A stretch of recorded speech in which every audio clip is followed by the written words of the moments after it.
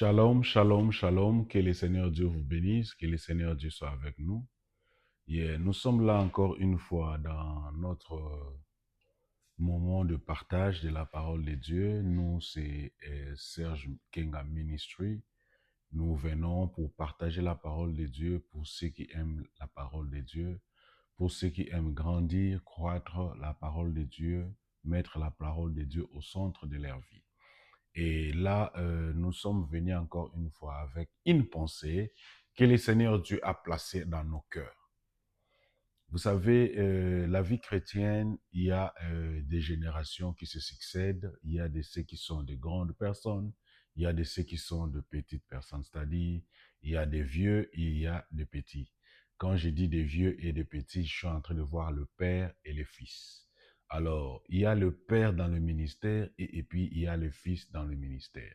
Je veux parler maintenant entre les deux générations, le père et le fils. Quand vous êtes père, vous êtes une référence. Quand vous êtes père, vous êtes une lampe. Quand vous êtes père, vous êtes un repère. Donc, c'est ça être papa. C'est ça être père. Alors, vous qui êtes fils, vous êtes quelqu'un qui est appelé à marcher derrière le père. Alors, si aujourd'hui je suis en train de parler maintenant, je ne parle pas de père, aujourd'hui je vais parler des fils. Donc, les fils sont des personnes qui sont appelées à marcher avec le Père. Donc, alors, quand vous êtes fils, il faut savoir qu'il y a des limites à ne pas franchir. Quand vous êtes fils, ce qui veut dire que vous avez ses papas, ses pères comme repère, comme référence. Donc, il doit être, je peux dire, utiliser ces termes, ses papas, ses pères, il doit être utilisé, doit être considéré comme une mythe, c'est-à-dire quelqu'un de considéré, quelqu'un de différent, quelqu'un d'exemple, une lampe pour vous, une marche à suivre.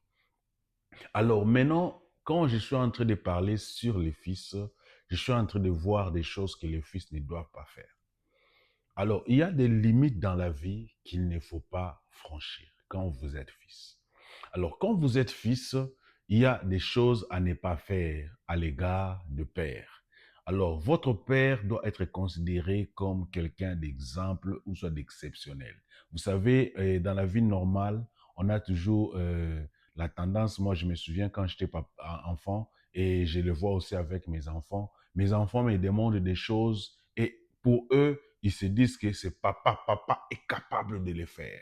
Moi aussi, quand j'ai demandé des choses à mon père, j'ai demandé des choses extraordinaires. Alors pour moi, si je peux demander, papa, amène-moi un avion. Papa, je suis en train de voir, quand je vois papa venir, je suis en train de voir papa avoir l'avion dans son sac. Donc c'est comme ça. C'est ça, quand vous êtes fils, vous considérez votre père comme étant capable de tout faire et étant en mesure de sauver des résultats de toutes sortes de problèmes. Alors maintenant, à l'église, ou soit, vous pouvez mettre, moi je parle beaucoup plus dans les ministères à l'église, mais ce que je suis en train de parler à l'église, vous pouvez aussi les mettre dans la vie séculière, c'est-à-dire dans la vie normale. Devant de votre mari, devant votre chef au travail, devant votre papa, maman, devant, et donc tout ce que je suis en train de dire là, vous pouvez les mettre dans votre branche où vous évoluez mieux. Mais moi, je suis en train de parler beaucoup plus dans les ministères à l'œuvre de Dieu. Vous savez, les pères, ils sont des humains comme nous. Mais quand il a les noms, ou soit quand il est appelé père, ce qui veut dire que Dieu sait pourquoi il t'a placé à cause de cette personne pour que tu puisses en bénéficier. Ce père-là n'est pas parfait. Ce père-là n'a pas de perfection. Ce père-là est en train de travailler sur lui-même aussi. Mais ce père-là, il a quelque chose à te donner, il a quelque chose à te montrer, il y a quelque chose où tu dois suivre pour arriver toi aussi un jour à être appelé père. Alors, je suis en train de voir l'histoire de Noé et ses enfants. Vous savez, les enfants de Noé, et tous, ils étaient les enfants et ils étaient avec leur papa Noé. Papa Noé, c'est un papa qui était bien, normal, mais à un moment donné, il est arrivé que le père s'est enivré. Le père a perdu la cape Le père a perdu les chemins. Le père a fait des erreurs. Le père a parlé des choses qu'il ne pouvait pas parler. Le père a fait des choses qu'il ne devait pas faire. Alors, pour le cas de Noé, le père a bu et il s'est enivré. La Bible dit que quand le premier fils, c'était Cham, quand il est venu, la Bible dit, il est venu, il a vu la nudité de papa parce que papa était ivre, papa était saoul, il dormait sans pour autant savoir l'état à laquelle il s'est trouvé. Papa dormait, l'enfant est venu dans la chambre, il a vu papa nu. Et quand il a vu papa nu, l'enfant est sorti pour rencontrer à ses frères. Il a raconté l'histoire à ses frères pour dire, j'ai vu papa nu. Alors, les frères, ils se sont décidés de ne pas aller parler. Ils se sont décidés de reculer pour ne pas voir. Vous savez, cet exemple, cette histoire est en train de nous faire voir deux sortes de fils. Il y a des fils qui voient les erreurs de leur papa et ils partent en parler. Vous savez, quand tu vois la nudité ou soit les erreurs que ton pasteur, les erreurs que ton aîné est en train de faire, bien-aimé, décide de ne pas en parler. Et puis quand tu marches avec un serviteur de Dieu, quand tu marches avec un père, décide de voir et de ne pas, décide de regarder et de ne pas voir. Je suis en train de voir deux personnes dans la Bible. Il y a Jérémie et Job. Job, ils ont fait alliance avec Dieu, avec leurs yeux, pour dire que je verrai et je ne regarderai pas. Je ne vais pas voir la nudité de la Vierge. Ils ont décidé, ils peuvent voir, mais ils ne peuvent pas agir. Donc, ce qui veut dire qu'ils ont donné la discipline à leurs yeux. Bien aimé, quand tu marches avec un père, il faut faire attention. Ce père peut être une bénédiction pour toi et ce père peut être une malédiction pour toi. Une malédiction, non seulement parce qu'il t'a maudit, mais une malédiction parce que de la manière dont tu te conduis envers ce père-là. Souvenez-vous, j'ai bien dit, les pères sont des humains.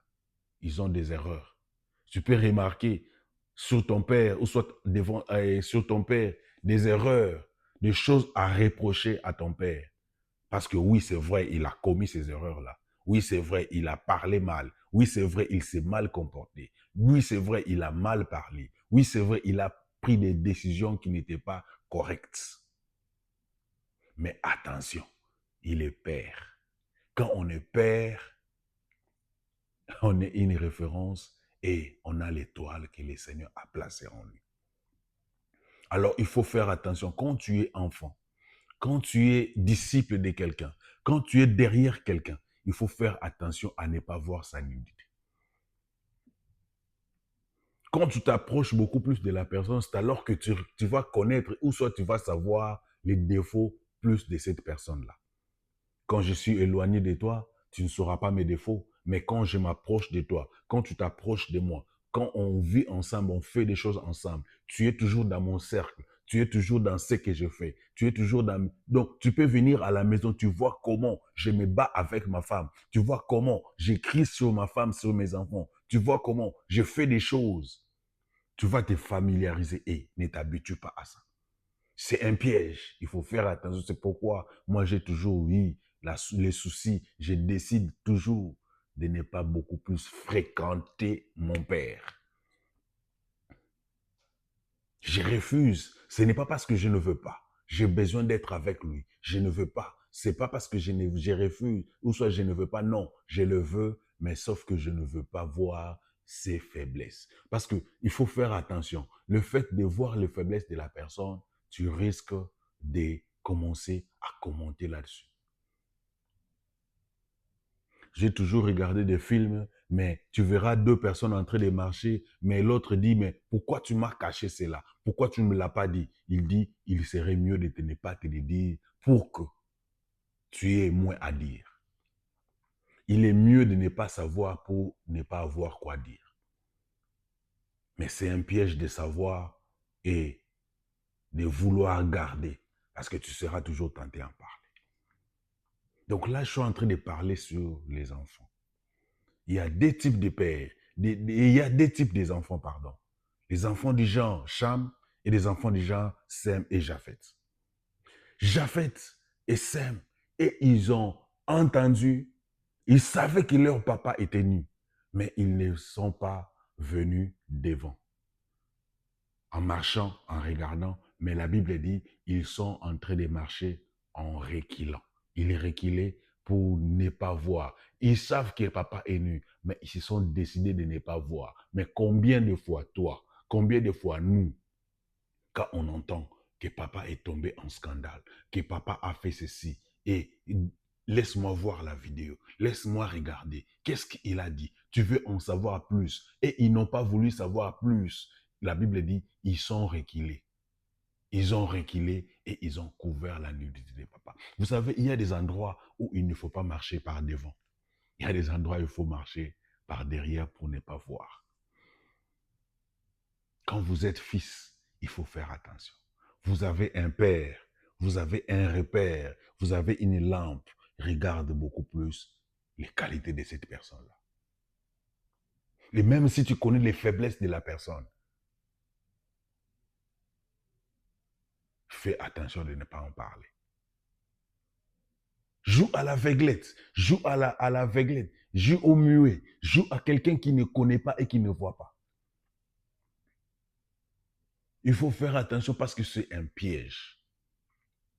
Vouloir en parler, vous allez tomber dans beaucoup de malédictions. La Bible dit quand Noé s'est réveillé, il a maudit l'enfant qui a vu sa nudité. Donc c'est comme ça, c'est la malédiction qui vient. Ton père peut être, peut s'embrouiller dans des choses, je ne sais pas quoi. Tu peux voir le faiblesse de ton père. Il s'est embrouillé dans quelque chose, je ne sais pas quoi. Mais il faut faire attention de ne pas en parler. Oh non, papa, tu as fait ceci, tu as fait ceci, tu ne mérites pas, tu as fait ceci. Il faut faire attention. Parce que être papa, ce n'était pas donné à toi, c'est lui a été donné. Dieu l'a placé là. Il peut avoir des erreurs, il peut avoir des fautes, mais fais attention. Parce qu'il est père. Parce qu'il est père. À vous qui êtes enfant, il faut faire attention. Vous évoluez à côté d'un père. Faites tout de voir beaucoup plus ses qualités. Oublie ses erreurs. Ses erreurs, il va rendre compte à Dieu lui-même. Mais toi, comme tu es père enfant, garde ta position d'enfant. Parce que pour toi, il est un repère. Il peut avoir des fautes, il peut avoir des erreurs. Mais quand on est enfant, on regarde le père comme des références. On regarde le père comme des étoiles. On regarde le père comme des lumières. Il faut faire attention au père. Il faut faire attention au père. Quand tu viens devant un père, accepte de regarder et de ne rien voir. Accepte de regarder, de connaître et de ne pas en parler. C'est ce qui fera de vous un vrai fils. Ça attirera encore des bénédictions pour vous. Mais quand tu es un fils, où tu vois la chose de papa, tu te mets, vous vous mettez en réunion, vous voulez parler pour critiquer. Là, je vois, on a vu, le pasteur a fait, le père a fait ceci, le frère a fait ceci, oui, vous allez en parler. Mais après, c'est la malédiction qui va suivre. Vous pouvez évoluer, vous pouvez aller, mais faites attention, c'est la malédiction qui vient. Moi, j'étais à côté de mon père. J'ai vu des choses. J'ai vu ses faiblesses, mais je ne peux pas en parler. Gloire à Dieu, le Seigneur m'avait placé à côté de lui. C'était un bon papa. C'est un bon père. Certes, il avait ses faiblesses. Mais est-ce que ça me concernait? Non, ça ne me concernait pas. Moi, ce qui me concernait, c'est ses qualités. Certes, il avait des faiblesses. Des fois, dans ses façons de prendre des décisions. Des fois, dans sa façon de parler. dans sa façon d'agir. Mais ça ne me donnait pas le droit d'en parler. Je me souviens, il y a des fois où je n'étais pas content. Mais il est père. C'est pourquoi je l'ai toujours appelé général. Donc c'est un général. Je dois obéir. C'est un père comme ça. Il faut faire attention. Vous aussi, peut-être, je ne sais pas dans quelle position vous êtes. Je ne sais pas dans quel domaine vous évoluez. Même au travail, même à la maison, même dans la société, je ne sais pas dans quel niveau vous êtes. Quand vous avez quelqu'un qui est votre supérieur, il faut faire attention au supérieur. Vous aurez à avoir des bénéfices liés à sa supériorité. Moi, je me souviens, j'ai obtenu beaucoup de promotions à cause de l'obéissance à mes supérieurs au boulot. Je suis arrivé à la qualité où je suis à cause de l'obéissance des supérieurs. Donc, il faut faire attention. Quand un supérieur, quand une autorité, quand un père te dit de faire des choses, fais-les. Ne tiens pas compte de ses mauvaises décisions. Ne tiens pas compte de ses faiblesses. Mais toi, tiens compte de ce qu'il est pour toi. Il est une référence. Oui, là, j'ai parlé au père, aux enfants. Aux fils, vous qui êtes fils, écoutez-moi. Regardez votre père comme des références. Regardez votre père comme des lumières.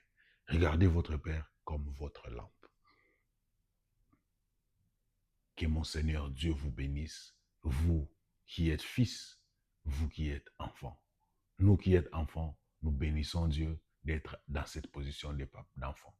Et vous qui êtes père, jouez bien votre rôle de père. Vraiment, merci beaucoup. Que le Seigneur Dieu vous bénisse. Que le Seigneur Dieu soit avec vous. Merci beaucoup. Là, c'était votre frère Serge Kenga et sur sa page, avec notre page Serge Ministry, nous sommes là et appelez-nous. Si vous avez écouté ces messages jusqu'à ce moment ici, c'est que le Seigneur vous a interpellé. Alors, si vous nous écoutez, s'il vous plaît, abonnez-vous dans notre chaîne pour nous encourager encore une fois.